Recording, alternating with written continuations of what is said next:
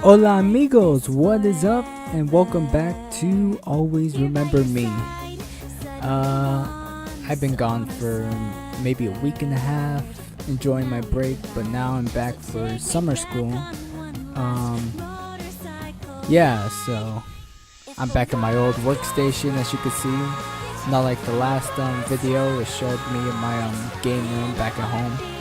But now that I got a little rest, I'm ready to play some games. Alright.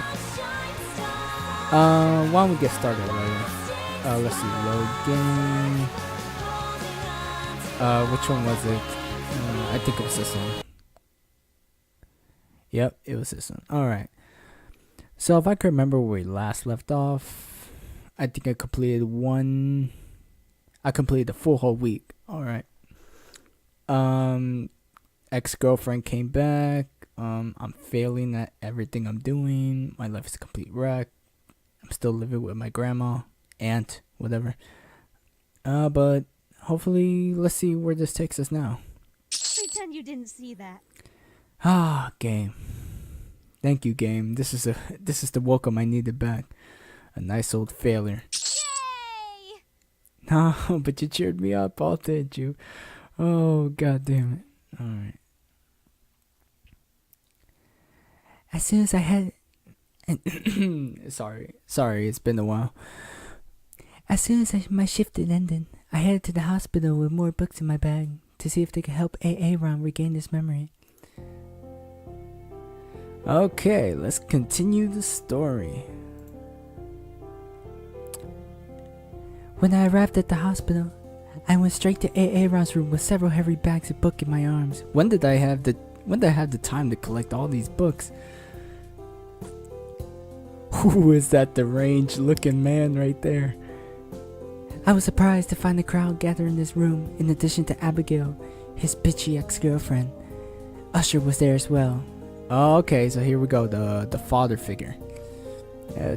They look kind of alike. I could agree with that.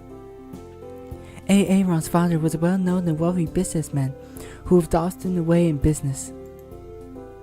It must have been the first time he came to visit his son since the accident, since the scene I walked in on was rather emotional.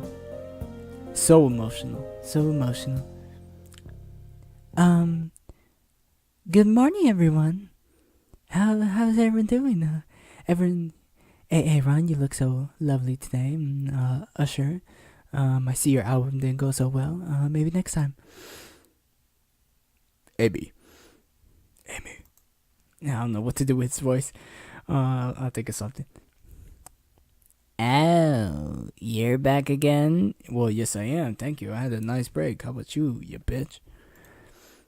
I was surprised by the cold reactions and saw by the mascara running down Abigail's face that she had been crying. Haha, that's what you get.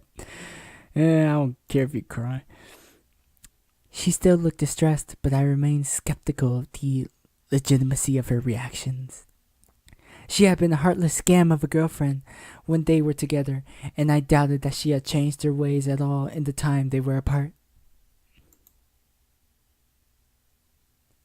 I brought some books for Aaron. It's The Catcher in the Rye. I heard it was a classic. I hope he likes it. Oh, he can read them now on his own.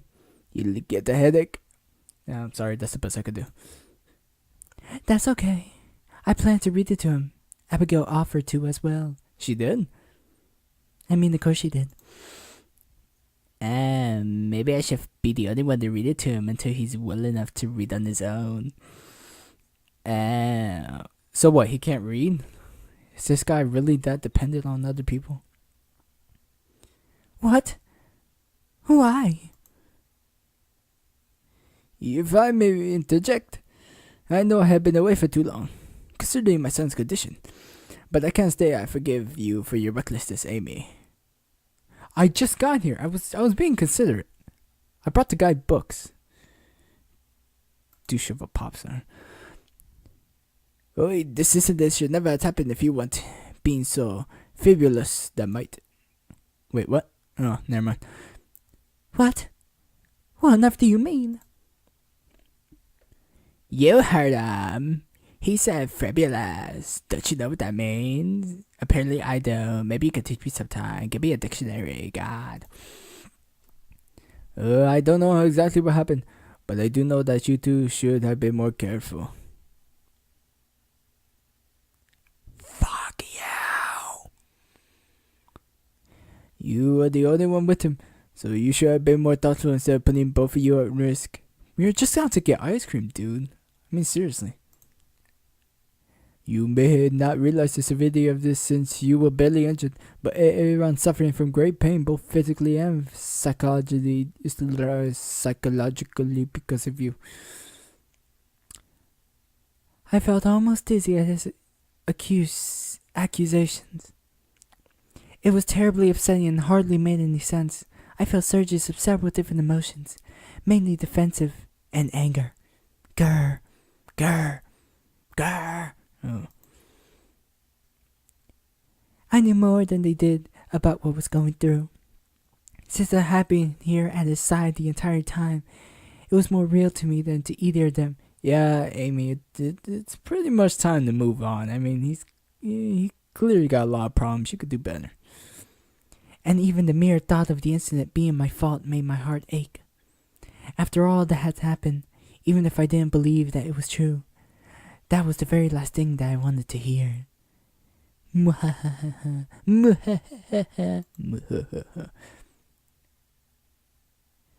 Oh, okay. First decision of the session. Tell him to stop talking about the accident or tell him you're innocent. I mean, seriously, I had nothing. It was an accident. This whole thing. Why are they blaming me? I need to defend myself. That's crazy. I'm innocent. You were the only one with him. I mean, who else could it have been? Gosh. You should have thought to him more clearly before getting on that motorcycle. Don't you know it's dangerous? Wow. Since you were the only one with him, it was not your responsibility not to make foolish mistakes. Wow. You shouldn't have let him drive on that road. There was hardly any traffic, and there was a horrible hour, and there were smelly people. Wow. But. And just what were you two doing that far out of town? We were having sex, alright? That is none of your business, X. Our voices started to get louder as the argument continued. I felt uncomfortable letting it become escalated in the hospital room, especially in front of Aaron, but I still had to defend myself, because that's how cool I am. I know I didn't do it, but they don't believe me. Wow. I didn't want either of them, or Aaron for that matter, to truly believe that I was the one at fault. It was wrong, and I simply couldn't stand for it. We weren't doing anything wrong. We just went to the beach, that's all. Sex on the beach. Sex on the beach. Oh, shouldn't you have left for home early then? Why wouldn't you be more considerate, Amy? Why can't you be more like me, his father? God damn it. Hi. It just wasn't my fault. It was an accident. There was no stopping or charging it once it started happening. I wasn't badly hurt because Aaron did the right and sensible thing. We both did the best we could to react. You want a rain check on that girl? I think Aaron did most of the reaction right there. Are you kidding me? You hardly got hurt at all, and you think you could just say that? Girlfriend, no, ain't. That's because Aaron protected me. He did the right thing. Ugh. Then should you have done the right thing for him and not even let something like that happen? I keep telling you I didn't do any control of it. It wasn't my fault. It wasn't. Enough! We all looked in surprise over to where Aaron was seated in his bed.